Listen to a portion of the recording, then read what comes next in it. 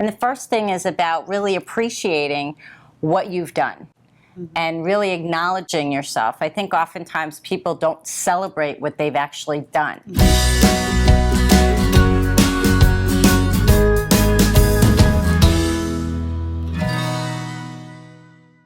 Settling is one of the biggest mistakes we make.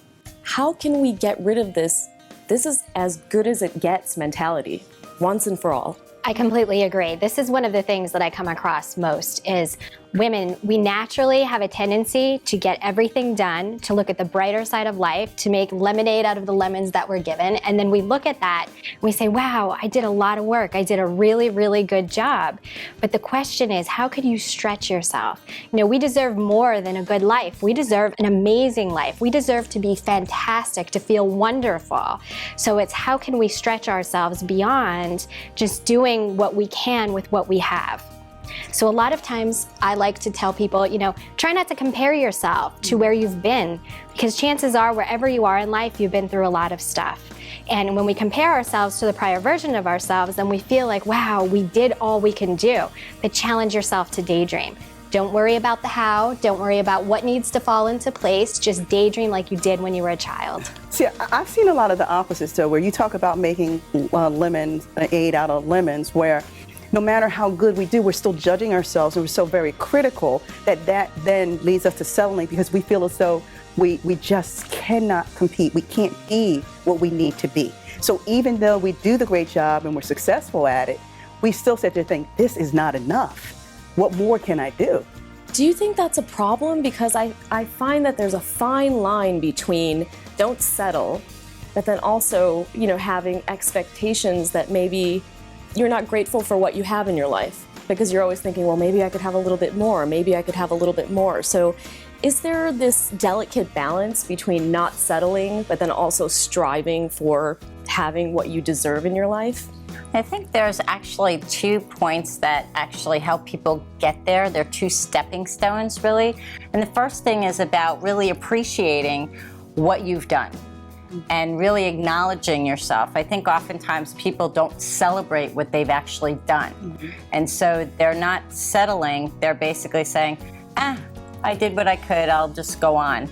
Instead of saying, wow, this is what I really did great, and this is what I want to do better.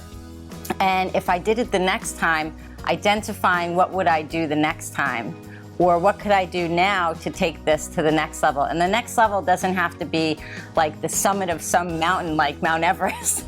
You know, it really is just what could I do that would just push it a little bit higher, a little bit further. And this happens in love and business. You know, like in love, if you basically say good morning, you know, how you doing? You know, it's like when we were kids, you know, mom put that love note in our lunch bag when we went to school. My mom didn't put a love note in my lunch bag. I was thinking the same thing. I want your mom. I actually love what all of you said so far, and I think you're right that we can be people who don't pay attention to what we have done and be critical no matter what, or we can choose to stay inside the game of learning and growing. You know, when we learned to drive, we learned that there were 2 white lines. We had a goal of where we want to end up, whether it's the grocery store or the city next door, and that we had a goal in mind, and then we were driving down and we paid attention to the white lines because that helped us notice drift. When we either hit oncoming traffic or we end up in a ditch if we don't notice drift.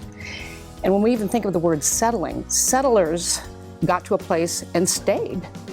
And so I think just the idea of being a settler is not something we want to live from, but the idea that we can appreciate where we are. So the white lines for me are gratitude and feeling good about the accomplishments I'm making right now. I have a constant practice of, you know what, at least I got up to bat. I might have swung out, but I was up to bat.